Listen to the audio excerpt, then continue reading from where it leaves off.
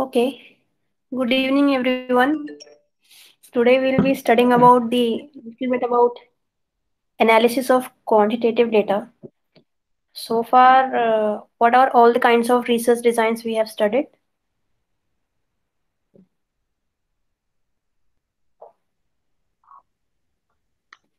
We have studied experimental research, descriptive research. Hello. And yeah, go on. And we have this is types of experimental research, quasi and all that, Hmm. quasi research and all that, and qualitative analysis we have studied in the last lectures. Yeah. And And this one, correlational studies, correlation certain studies as well. This one. evidence sampling methods. Yes, So ma'am. all these research that we have done so far or studied, they all have most qualitative components or quantitative components. And as much as important it is knowing about these kind of research designs, we must always be aware that most studies provide us some data. And to be able to make a clear picture of what is happening in our data, we have to deploy certain kind of analysis. And to understand what kind of analysis is suitable for which kind of data, we need to have a very thorough understanding of the fundamentals of not only the statistical techniques, but what is our data like. We should be first very familiar with the nature of our data before trying to compute something out of it. Because only when we understand what is our data, and that comes through some of the small level statistics that we compute for our data and graphing also, then we get a bit aware about what is my data structure like. And after that, we can understand and try to conceptually formulate the kind of analysis which will do justice to the data, to help us interpret the outcomes of those statistical analysis. And statistics in its own way is a independent subject, and there are many levels to the subject. In this module, I will be just briefly touching upon it. But if you are doing your thesis, which involves the analysis of quantitative data, there things will become much more clear to you. So, in this lecture and in the next lecture, we will be talking about both the theory of quantitative data analysis, and will also be playing with R Studio to do little bit about the data at hand. So, any guesses about what is your understanding of quantitative research and how is it different from the other part, which is qualitative research? Yes, ma'am. As the word suggests, these are two major researches which needs to be done, qualitative as well as quantitative. Qualitative is a doesn't deal with the numbers. Is a first-hand research. It's a in terms of survey questionnaires, patterns, or a Yeah, journal's magazine data, right? Just yeah. like in the Indian Brand Equity Foundation, IBF, and all that, right? And quantitative research is directly deal with the data analysis, proper data analysis in terms of numbers. What does Hmm. your data trying to depict? Hmm. Suppose Okay. if you take example of your research also, ma'am, which I'm studying today on the diabetes, ma'am, the paper you have written.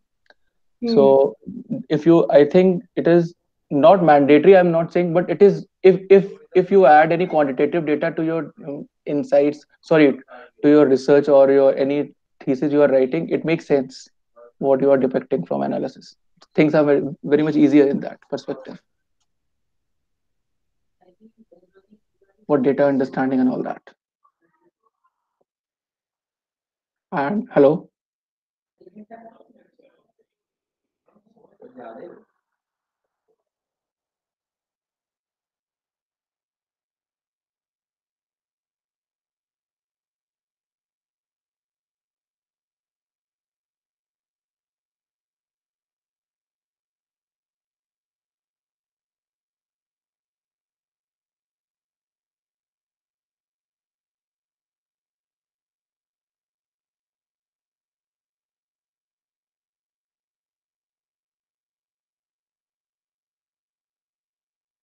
Hello.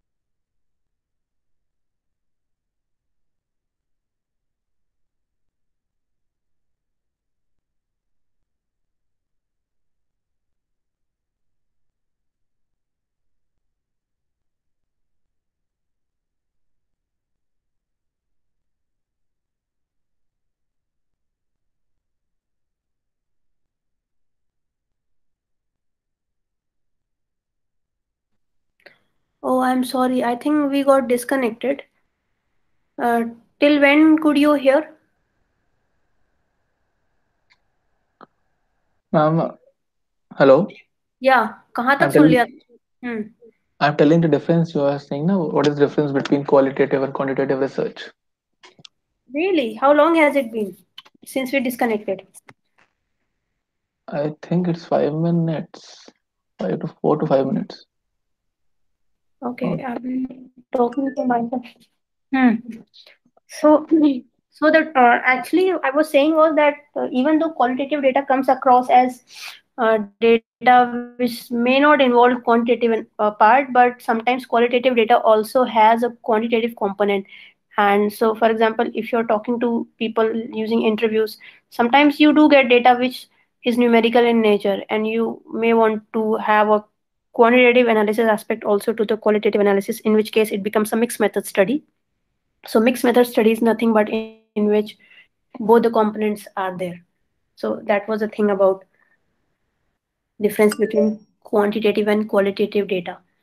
So I was saying that before we go on to analyze our data, we have to organize it. By organizing, what I mean is that, sometimes in our data, we might have missing values or blank values, or in which respondents have not answered at all.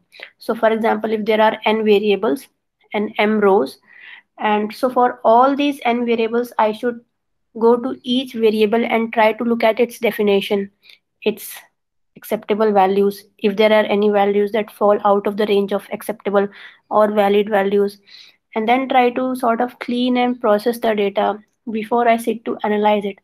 Because the danger that lies when I don't do cleaning and processing is that if I suppose I try to compute mean on a unprocessed data, and if I come up with values which are not acceptable or valid values, then I will be mean stands to be underestimated. Or sometimes it may happen that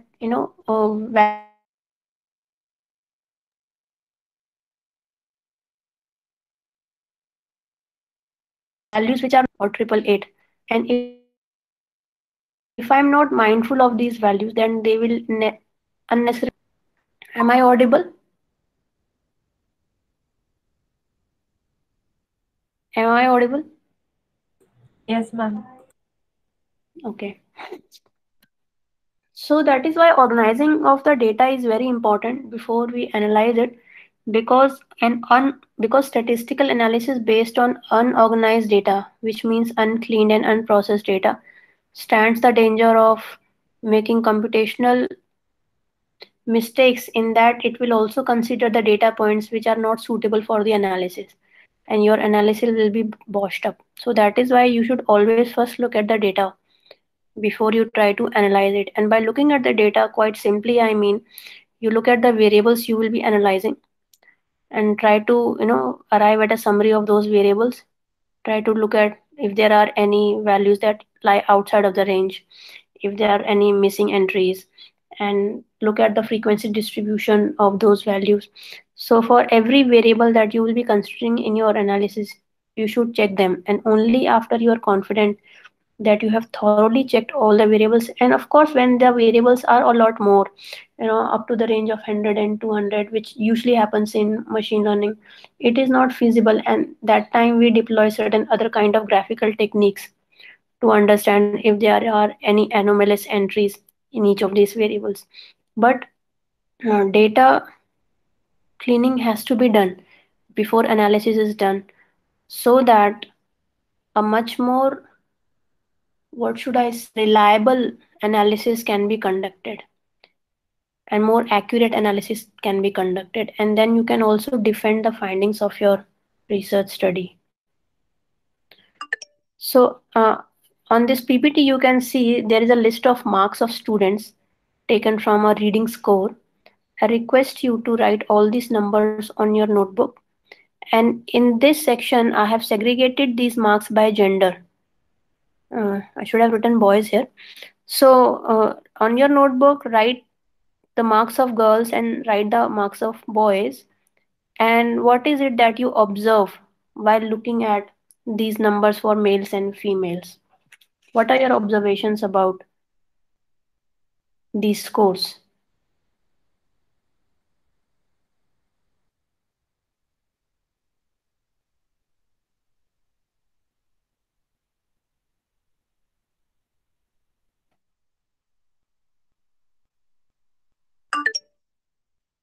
Are you following?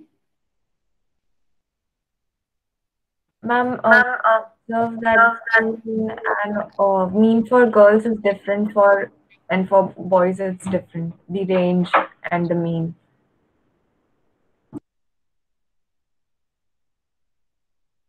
And what is the mean? So saying different is not sufficient. What is it that you observe? For girls is higher than that of boys. So what is the mean of the girls?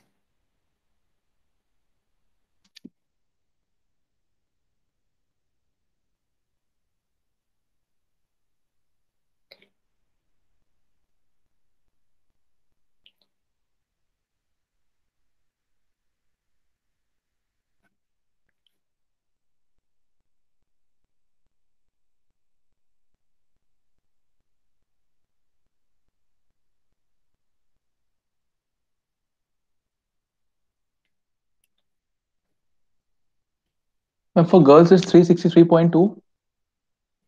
We're talking about the mean. Yes. Ma'am, 88 Is that a question or a full stop?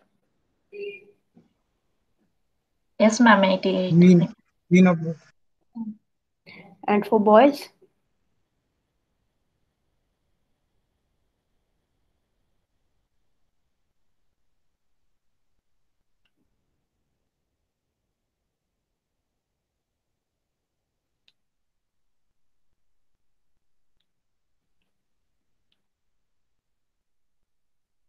66. Hmm. So now what can you say? This is from the mathematics point of view that you have computed the mean of girls and mean of boys. What is it that you can say now?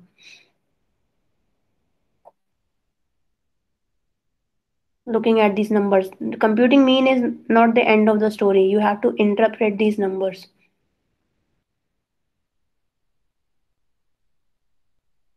Who will interpret these numbers?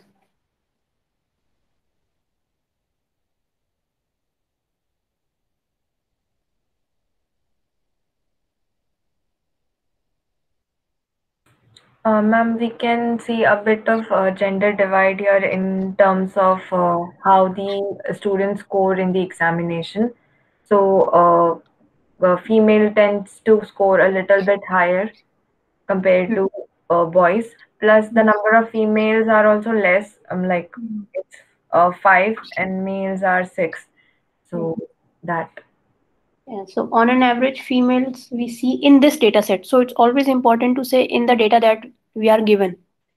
In the given data set, girls tend to score a bit higher than boys.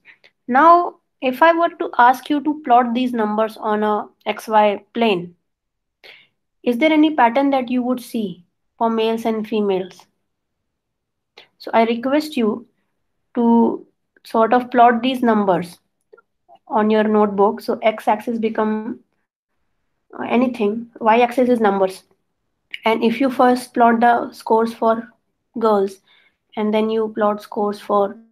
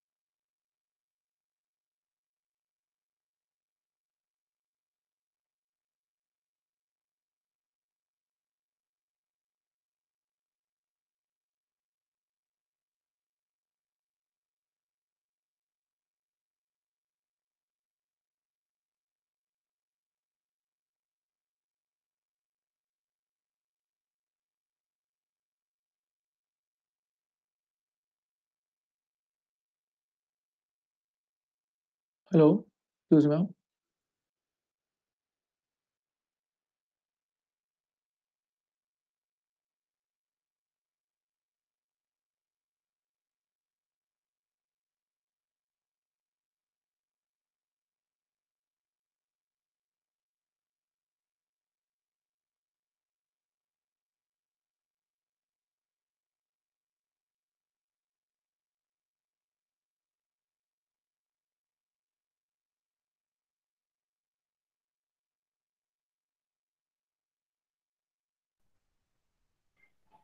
Actually यहाँ पे light नहीं है. There is no electricity. That is why the net is getting disconnected again and again. Mm. So till when could you hear? That graph, ma'am, please. So did you draw the That, graph in your notebook? ma'am, please show that data once again. Actually, it is. Okay, so this is the kind of graph that you will obtain if you were to plot these numbers in the 2D plane.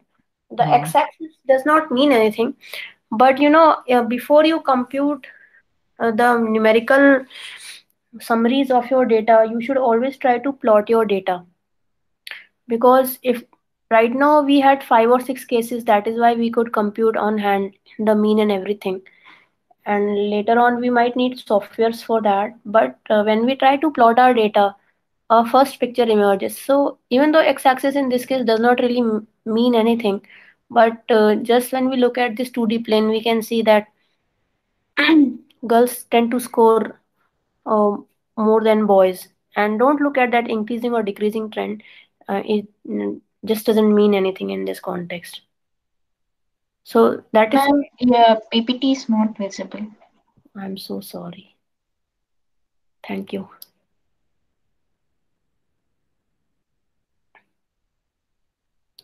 Now is it visible?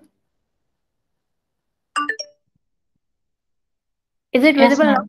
Yeah. So if you were to plot these, this is what something you will get. So as I emphasized again and again in our previous lectures, that to be able to obtain a fuller picture from our data, graphing and mathematical summarization both is important. So ideally, what you would have done for this problem solving would be to plot this graph and then to present that the mean marks of girls was 88 and for boys was 66. And in this data set, it is always important to use the phrase in the given data set. We found that on average girls score more than boys. Now, a researcher who is interested in further following up with this finding would naturally ask, okay, so why is it that girls are scoring more in the reading achievement test? Is there anything that can explain this difference in the scores between boys and girls? And that would again lead to deeper investigations about the why. So, this is how research goes on. You see something, based on what you see, you try to ask why is it happening, and then to explore the answer of that why, you formulate other questions, and this is how you would continue with your research explorations. If at any point we lose connection, just give me a call, okay? Otherwise I will keep on speaking. So the fundamental principle about data exploration, am I audible? Yes. yes, ma'am. Yeah, obviously that was not the fundamental principle, but the fundamental principle about data exploration is that how the researcher prepares the data for inspection and interpretation has a great amount of influence on what the data will reveal. Therefore, every researcher should be able to provide a clear logical method or rationale for the procedure used to arrange and organize the data. And that is why when we ask about students to write the methodology, that is what we are searching for. That each and every step that you have followed to do your research has to be complemented with the answer to the question why. Why was this step taken? It has to go beyond just saying, I thought so or I believed in so. No, in scientific investigation, we have to be very intentional about each step we are taking. So, for example, if you're trying to create a model out of your data, and then you look at the variables in your data set.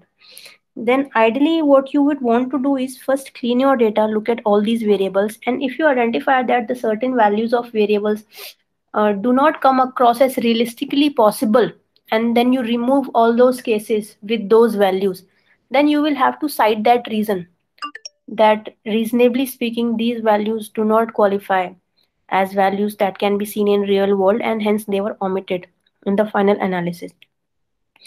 And if you were to create two models, one on the data which is not organized and another on the data which has been organized, and then you would, if you would ever compare the results of these two models, you will clearly see that sometimes they can give contradictory results. And that is why before sitting to model or create any sort of function to explain what is happening in your data, I advise you to spend about 60% of the time trying to understand the problem, because after that it's just applying certain formulas or writing certain equations. But which equations will be written, which variables will be taken, all this conceptual and theoretical fundamental has to be extremely clear in your mind before you sit on your computer to write codes. So that is the principle that you must always remember when you sit to analyze your data. Understand your data before you try to create something out of the data. And by understanding, I mean looking at each variable carefully, trying to graph the variable, trying to understand the relationship or correlation between two variables, the pair of all the variables in the data. And that way you gain a bit of familiarity with the data set. And then you are better positioned to analyze your data. So this just reiterates the point that analyzing your data Ma'am, you are not audible. in a much more transparent and obvious manner. So a clear picture cannot emerge just from computing the mathematical summaries.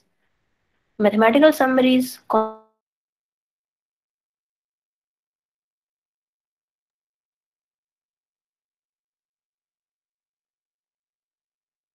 complemented with statistical analysis gives a fuller picture of what is happening in a data set.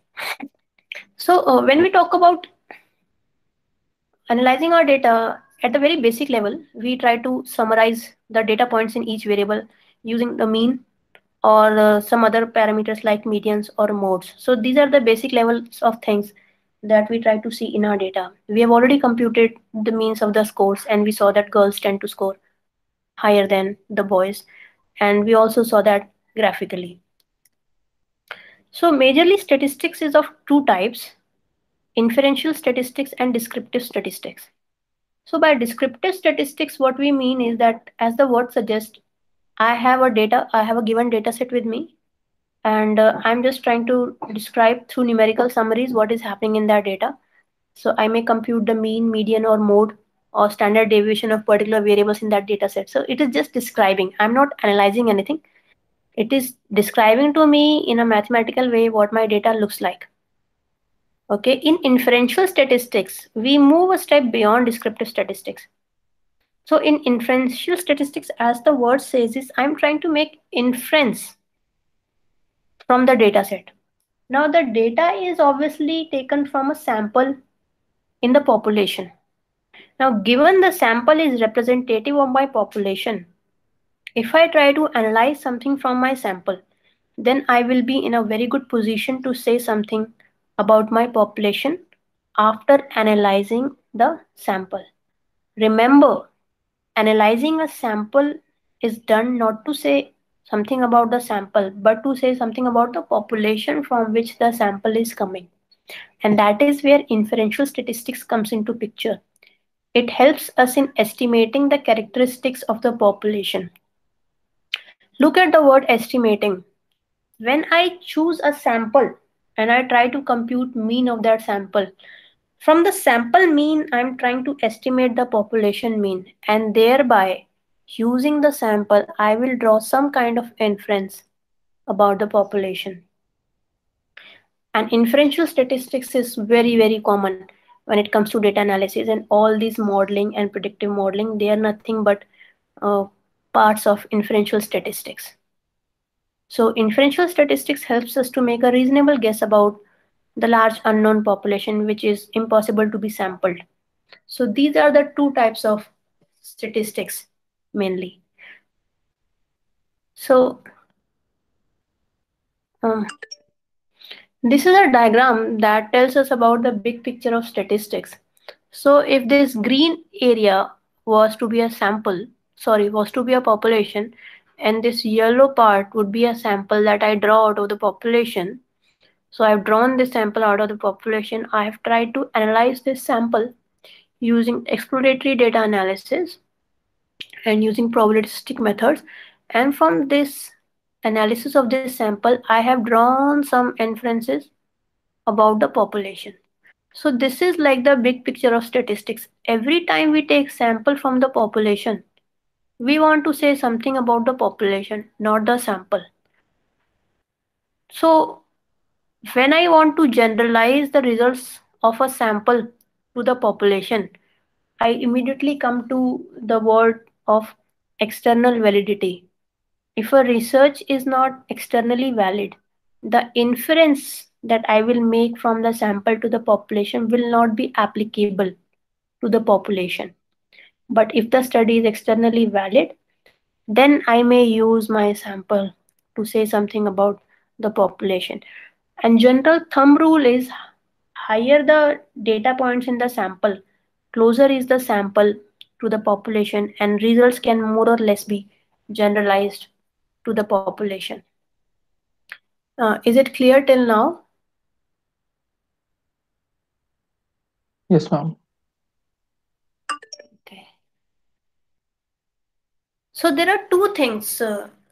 There's a different nomenclature when we talk about statistics. So when we talk about population, we talk about parameters.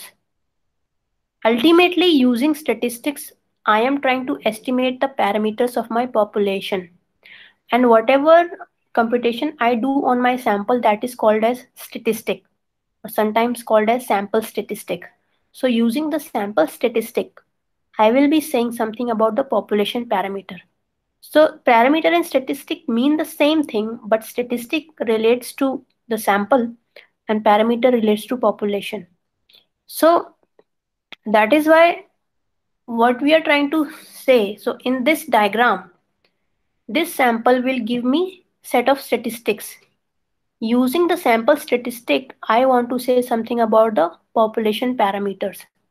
So generally there are different symbols to show sample statistic and population parameter. So from this table, as you can see, this mu sign is always used to denote the population parameter. But when we have sampled from the population, what we compute is x bar. And this x, from the value of this x bar, I want to say something about the mu. Similarly, for standard deviation, from the value that I compute for my sample, I want to say something about the standard deviation of my population. And similarly, so as researchers, we should be very careful and wary about the kind of language we not only use to write but also speak. And sometimes it gets very easy to get confused in different numerology and statistics. And that is why we should be extra careful about our usage of words. So the difference between parameter and statistic is clear to all of you.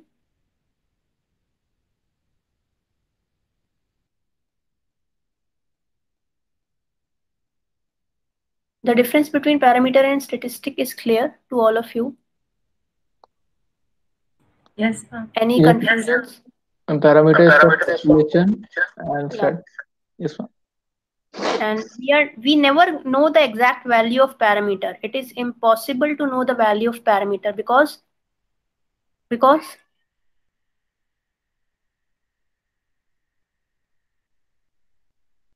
why can we never know the value of parameter? So for example, if I want to find the mean age of all men in India, why is it impossible to know that? And that becomes the parameter, mean of all men in India age, mean age of all men in India. That's the parameter. Why I cannot estimate the parameter of a population? I think because there are certain observations. because we cannot sample all the people. Yes, It ma'am. is impossible to sample the population. That is why we can never know the value of parameter. That is why we take a sample of the population of all men in India, and based on that sample I compute the mean age, and from that value I can say something about the mean age of the population of men in India. So naturally, parameter value I can always estimate. I will never know the true value. However, the larger the sample, the closer I will be to the true value or the parameter of the population. Any better now?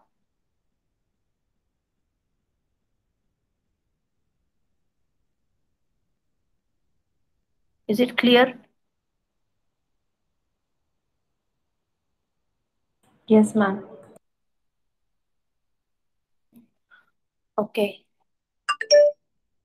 So, when we talk about understanding the nature of the data, we should know about what are the kind of variables or kind of values that variables can take up. So, normally we will consider two types of variables.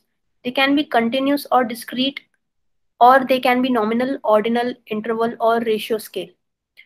And there are different types of distributions, normal distribution or non-normal distribution, and based on the distribution of my data or the variable, I decide which statistic to use. So, when I talk about the types of variables, basically by values we say variables can be continuous or discrete in nature, and by the nature of those values I can divide my variable into four categories: nominal, ordinal, interval, or ratio. Now you must have read about continuous or discrete variables in your signal processing also. So a continuous variable, as you know, reflects an infinite numbers possible between 2 points. Continuous, as the word is pretty clear. And discrete variable has finite and small number of values. So sometimes discrete variable is also known as categorical variable. Sometimes if the categories is less, so if the discrete value is only 1 2 3 4, then we can say it's a categorical variable of four values. So different type of data, whether it's discrete or continuous, will have obviously different way to visualize the data. So for continuous data, I might uh, look at the distribution or the probability distribution of that data. For discrete, I might like to draw a table. So that's the difference between discrete and continuous variable. We will look at it clearly in our next lecture when we try to do some kind of analysis in our studio. Coming to these types of variables, understanding these variables is extremely important when you are handling multiple variables in your data analysis. So nominal data are which are nothing but just data points which identify categories. For example, coding males and females in a data. So males is 1, females is 2. And the number 1 and 2 does not mean anything, but it is just used to indicate the nominal categories. And just because females is 2 does not mean that females score higher than males. It is just a notation for males and females. And that is what a nominal data is. The numbers do not indicate a higher degree or lower degree of something. Similarly, if I were to designate, say, multiple parties, Congress, BJP, and different kind of parties, and give them different numbers, then this will qualify as nominal data. However, nominal data, when it has a sequence attached to it, when it reflects in order. So, for example, if the nominal categories are 1, 2, 3, 4, 5, but in one way 2 is higher than 1, 3 is higher than 2, then there is a sequence to this nominal data.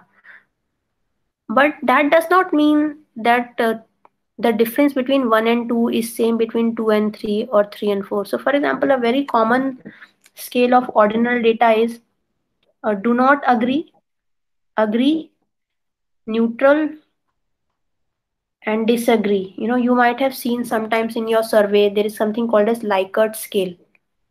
So you it asks you question on a scale whether do you agree or not, or strongly agree or strongly disagree.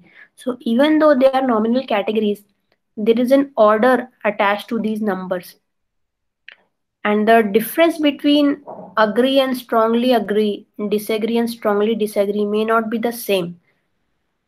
And because of this difference is unknown, even though there is an order, we say that it's an ordinal data, which is different from the nominal data. The third type of data point is interval data. Now, in this case, the difference between consecutive numbers is the same, but there is no 0 point in these kind of data. So, for example, it does reflect an order in the values as in the ordinal data, but the differences between the number tells us how much differences exist. So, for example, if I were to have a data set consisting of IQ scores of people, so the difference between IQ score of a person 150 and that of 140 is similar to that between 110 and 120. So because the difference is the same, this is called as interval data, but there is no absolute 0 point in this kind of data, which means that if the IQ were to be 0, then that does not mean the person has no intelligence. Similarly, if the temperature is 0, what will you understand if I say the temperature is 0 degrees Celsius or 0 degree Fahrenheit? Is it really 0? Can temperature be really 0?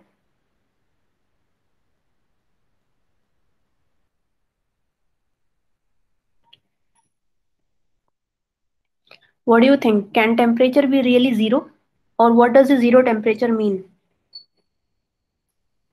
Ma'am, it will depend on the scale, like which scale we are using, Fahrenheit, Celsius.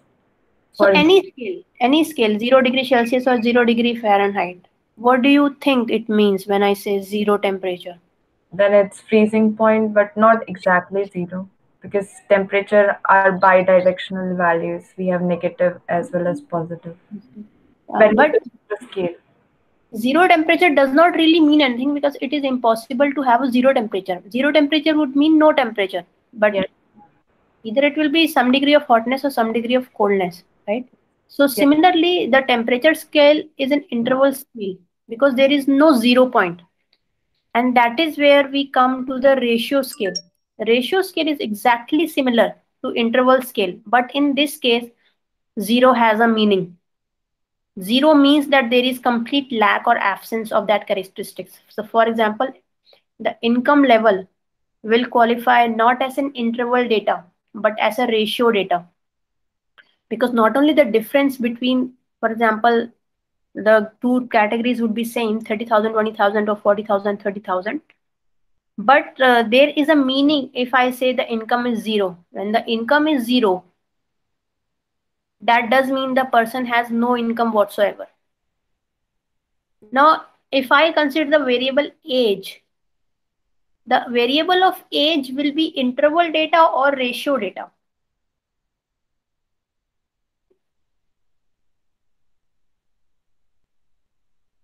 Can you repeat the question? If we were to look at the variable age of a person, so will that qualify into an interval data or into a ratio data? Which data type it will be? And with the reasoning.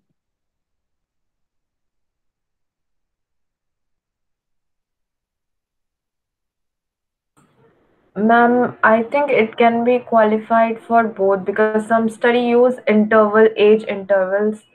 They club people into one category, but in some they take absolute values of age also.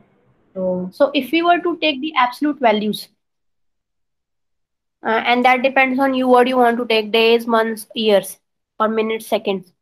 Okay, if we were to take the individual values, not the intervals. So do not confuse the the word interval data with intervals. It does not mean that. It's just a way of saying the type of data. Interval data is basically a data, a set of numbers, but there is no value of 0 in that list of data points. So if I were to give you a variable, say age, which is absolute numbers, and a list of numbers, then you would say, is it a ratio data type or it's an interval data type? Which type of variable you think it would be?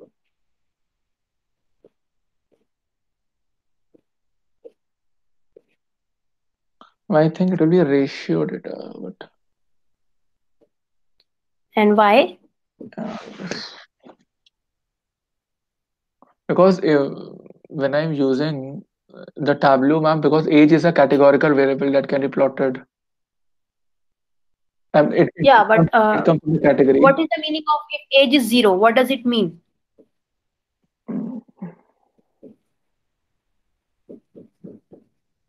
Eh, Can age ever be zero? Or if the age is zero, what does it mean? Age is So zero. again, it depends on how you're defining your age. If it's defined in days, months, or years. A 0 year age wouldn't really mean no age because then it would be either in months. But if the age is 0 days, that means the baby has not been born. Then also there can be question that the age is still there. So most generally, because zero age does not mean anything.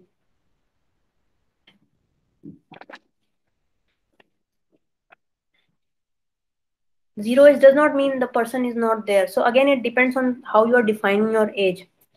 And the distinction between these variables is important because it later comes down to how to analyze our different data points. Then I was talking about, so this was about two types of variables, categorical variables and discrete variables. And there is another way to classify variables which we have seen: nominal, ordinal, interval, and ratio. Then when it comes to statistics, we always look at the distribution or data set. Distribution is nothing but the frequency plot or the histogram if you have read in your mathematics in class 12. So when you were supposed to draw a histogram of frequencies, that is nothing but a distribution of variables. And some distributions are normal in nature, which are also called as Gaussian distribution or bell curve distributions, and non-normal, which do not qualify as normal distributions. Most of the statistics is based on the assumption that our data is normally distributed. Now, for our data to be normally distributed, there are certain properties the data needs to hold. It is horizontally symmetrical. That means the mean, median, and mode lie at the central point, and the left hand side is the approximate mirror image of the right hand side. And I'm not sure if you have read about the Z tables and T tables. Have you?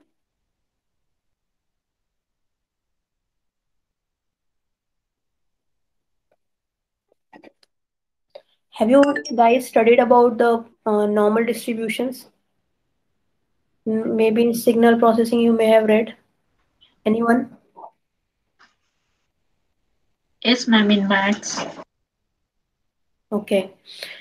So because the assumption of normal distribution of our data allows us to relax a lot of assumptions in the real data, and that way analysis is much easier and much robust as compared to data set which does not meet the assumption of normal distribution. So most of the statistics that you will come across in your module during your masters or in your phds, you will see recurrently that the assumption of normal distribution has to be verified before any analysis can be done. So it is a condition for any modeling or any kind of approach that data has to be normally distributed.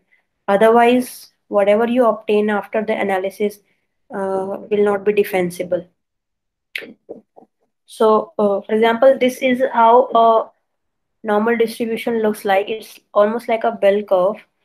So, for those of you who have done elementary course in statistics, so if this was to be mean, 68% of the values lie between the plus minus value of standard deviation, and approximately 95% lie between uh, 2 times standard deviation. So, this is how, when we are dealing with events uh, which are recurrently happening, it is very difficult. So the one way to imagine a bell curve is like a lot of discrete elements with very very small space between them, and that is how they form a bell curve. So for example, an example I have given is that if I was to understand the wheat production in the state of Delhi in India, so if I would survey all the farmers in the area and find out their per acre wheat yield in a year, then I will find that few farmers have unusually small wheat per acre, whereas others may have bountiful. So some farmers will have low.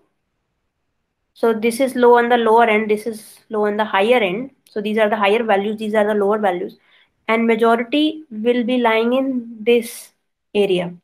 So if you were to take anything that is occurring in nature, usually the nature will behave like this. So normal distributions are very close approximate to our real world data, and that is why this assumption comes off really handy when we try to analyze our data sets.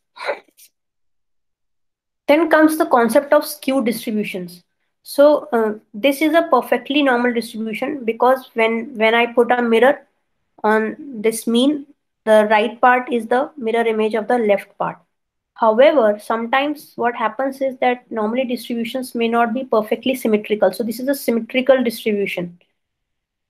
But somehow, sometimes data are not always perfectly normally distributed. Skewness is also observed when it either stretches out to right hand side or left hand side. So for example, this is a left skewed or normally negatively skewed distribution because here all these values are tending to approach the lower side of the distribution. And normally when the distribution is negatively skewed, the mean will be lower than the median. What is median?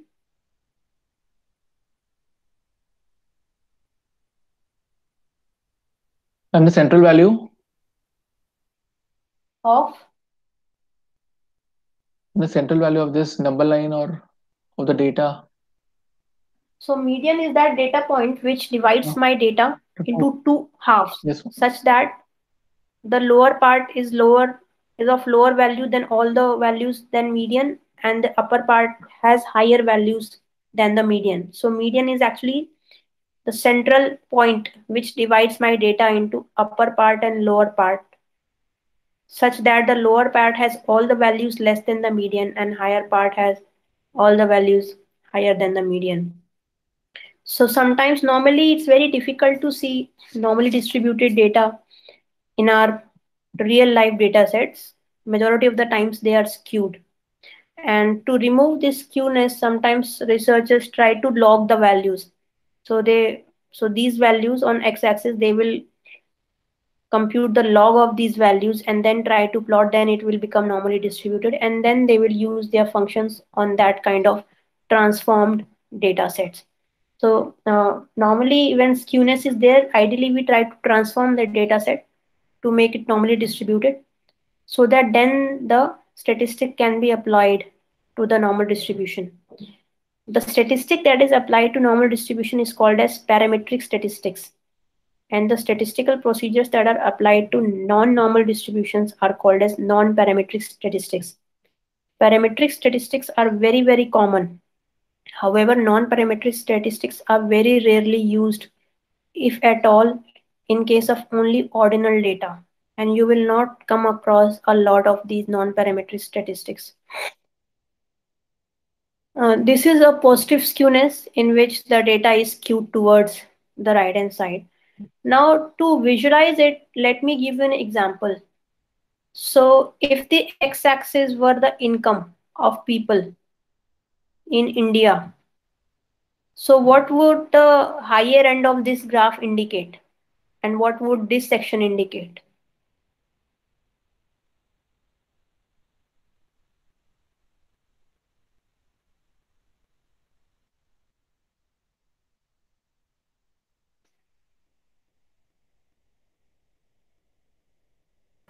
There are more poor people than more less rich people. So the other way to say it could be that A lot more people tend to have lower income, and very small number of people tend to have higher income. And with then this kind of distribution is there, then we say that the income distribution in any area or locality is positively skewed. Are you following? Yes, ma'am. So then give me an example of a negative skewed distribution.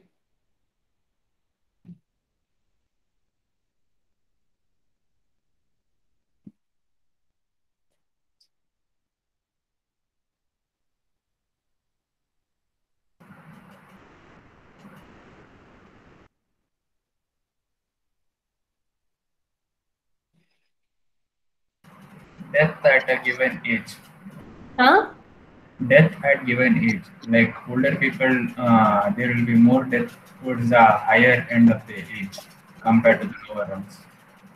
Yeah, yeah, that could be one example. Very good. Assuming we have got rid of deaths due to infant mortality and infanticides in early age, then we can say perhaps in developed countries that this could depict the death age at death for people in a country. Yes. You could also imagine it like this. This could be a distribution of a class of statistics students in which all the students are really very good in statistics. So most of them will tend to score on the higher end of the spectrum. So that way it could be a negatively skewed distribution, right? Yes, ma'am. So as I mentioned before, the choice of statistical procedure depends on the nature of our data. Parametric statistics are based on the nature of the data in that the data has to be normally distributed. Non-parametric statistics is not based on any such assumption, but it is only applicable for data that is ordinal in nature. And the interpretations from non-parametric statistics are not that robust as compared to parametric statistics. And normally you will find that parametric statistics are very widely used. If the assumption for parametric statistics is violated, then we will have to use non-parametric statistics. So all those methods that you see, regression, logistic regression, t-test, ANOVA test, chi-square tests, most of them are based on the assumption that our data is parametric in nature, or it's normally distributed. Non-parametric tests have the analogs of parametric statistics, and that depends on again the kind of data. Normally they are used for ranked data, which is ordinal in nature rather than interval or ratio. So you will mostly come across as parametric statistics, and we will be uh, touching upon that topic also. Now comes the descriptive statistics. As I've already told you, it is used to describe the body of data. So generally the researcher might want to know about the data set using three descriptive statistics: the points of central tendency, amount of variability, and the extent to which two variables are associated with each other. Now for all these three categories, what do you think are the statistics? How do you measure the point of central tendency in a given data set?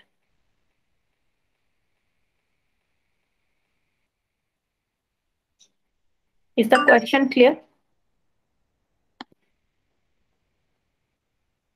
Is the question clear? Yes, ma'am. For central tendency, we can say mean of the data because it's where the higher concentration of data set or our data sets will lie. And amount of variability, we can say how it deviates from the mean. Yeah. So what is that called? Variation Yeah. and standard Yeah. deviation. Yeah. Yeah. And to the extent two variables are associate for it will correlate them or something. Right. Correlation. Correct. So basically, to measure the point of central tendency in a given dataset, we usually use mean, median, or mode. to understand the amount of variability, which means that how all the data points deviate from the central point, mostly which is the mean in the data set. And correlation we have already studied. So these three things helps us to describe the general description of the data. Note that this is not helping us arrive at any inference about the data. We are only describing the data. So a point of central tendency is a point around which the data revolve. Mean you already know. Median we have discussed. It's the numerical center of a set of scores. Mode is the single number or score which occurs most frequently.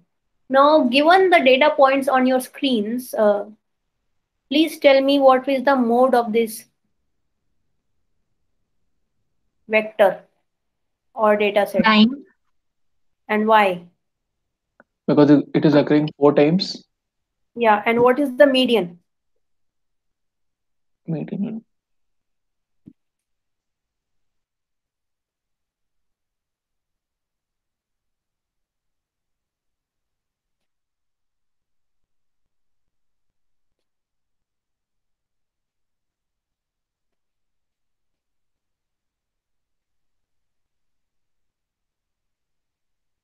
So median is the center point which divides the data into two sections, lower and higher. So ideally, this is already arranged from increasing order. If it's not, first you will have to arrange it and then identify the central point. So how many data points are here? 19. 19. So what would be the midpoint that divides it into first half and second half? What will be 9, that point? 9.5. 9. But there is no 9.5 value in this given data set. I am 10. asking about that value that divides the data into two halves. 10. And why? It's in the 10th position and it has 9 points to its below it and 9 points above it. Right. So if you look at these points, these are 9 points and these are also 9 points. So 9 plus 9 is 18 and this is the middle value. However, if suppose this 26 was not there, so assuming there is no 26 here, now what would be the median of these set of points?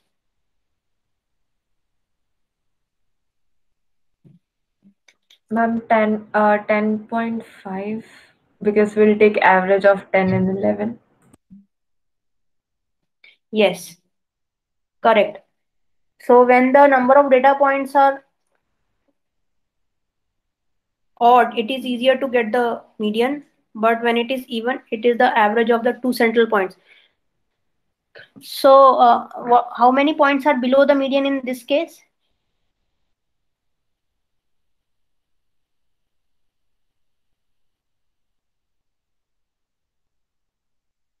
So I think these two, 9 and 10 average we yeah, have to take. yeah. And why?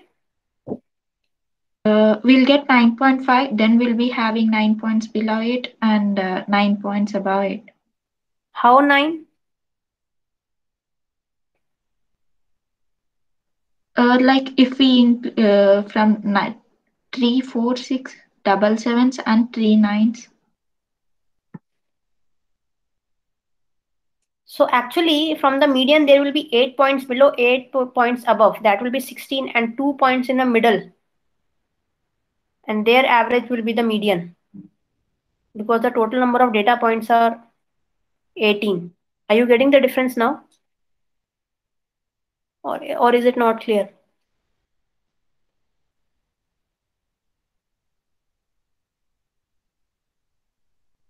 Can you repeat, ma'am?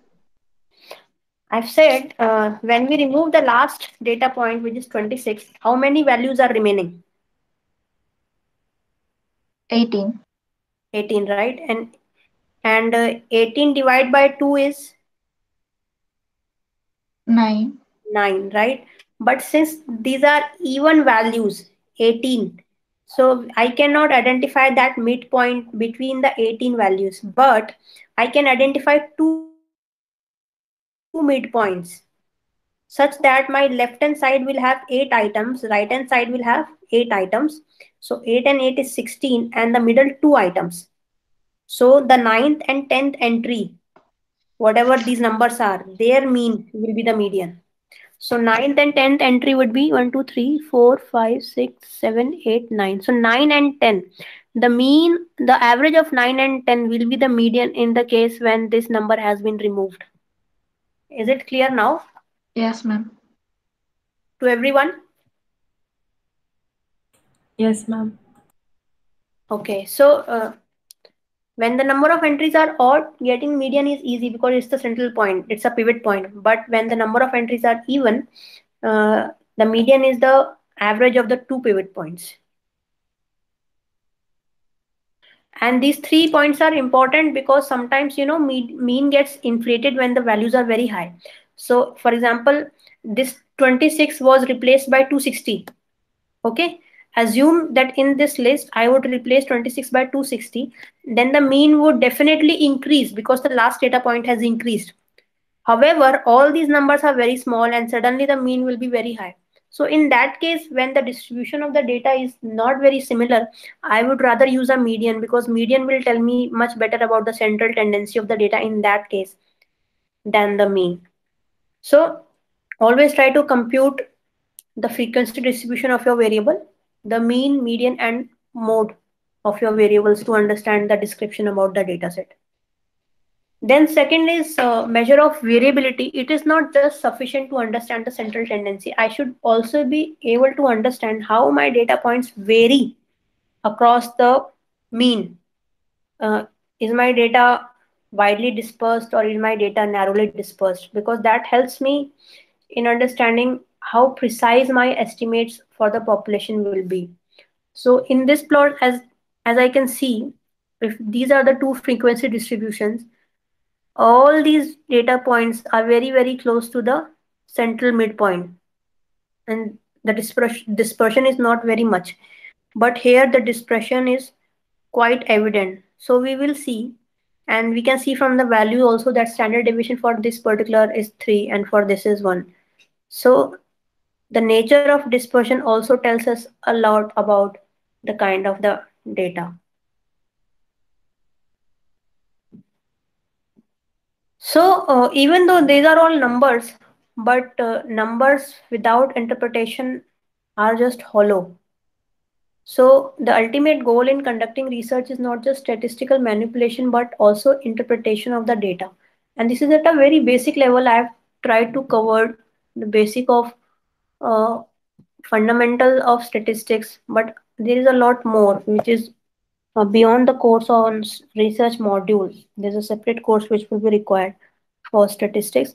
But nevertheless, it is very important to know at least at the ground level what the analysis in quantitative study relates. And please note that even though when we compute the median, mean, and variability, does not mean we have done research because we have not extracted meaning from the data. Only when we were to say that in general girls mean score is higher than boys, then I am approaching somewhere to extracting meaning from the data. A bigger meaning would emerge when I would follow that observation with the question that why is it that girls are scoring more than boys? That will lead me to understand how reading scores are perhaps correlated with the amount of time spent in practicing. Perhaps girls are spending more time practicing, and that is why they are able to score higher on their reading score. So, there are explanations behind everything, and statistics as a tool tries to identify the reason, if not the cause, behind the observed association. Correlation, as we have discussed again and again, helps us to know the linear relationship between two variables, both the direction and the strength. The direction is told by the positive or the negative sign. The strength is told by the magnitude of the correlation. And there are different types of correlation coefficients also, depending on the nature of the data, but most common is the Pearson correlation coefficient that we will try to compute in our next lecture, which is between the two continuous data. So If you have to take out few things from this lecture, it would be again the difference between descriptive statistics and inferential statistics, and then again parametric methods and non-parametric methods. And one thing I always emphasize, mathematics without graphs is incomplete picture of our data. So whenever you are involved in any kind of data analysis, always use graphs plus calculations to say something about your data. But even before jumping to computations, first look at your data. And by looking at your data, we mean the descriptive data, understanding all the measures of central tendency, dispersions, frequency distribution of variables, and trying to understand the missing or the blank values. When you are thoroughly familiar with your data, then you are better equipped to go for deeper analysis in your data. So that was about today's lecture.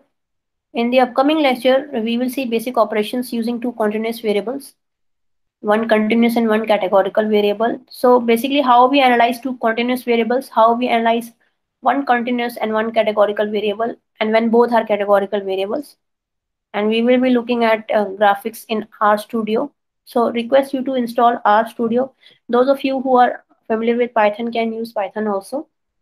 So in the next lecture that will be there. In the last three lectures, we will be talking about reference managers, systematic review, and how to create posters for poster presentations in a conference. So this thing we will be covering. Any questions?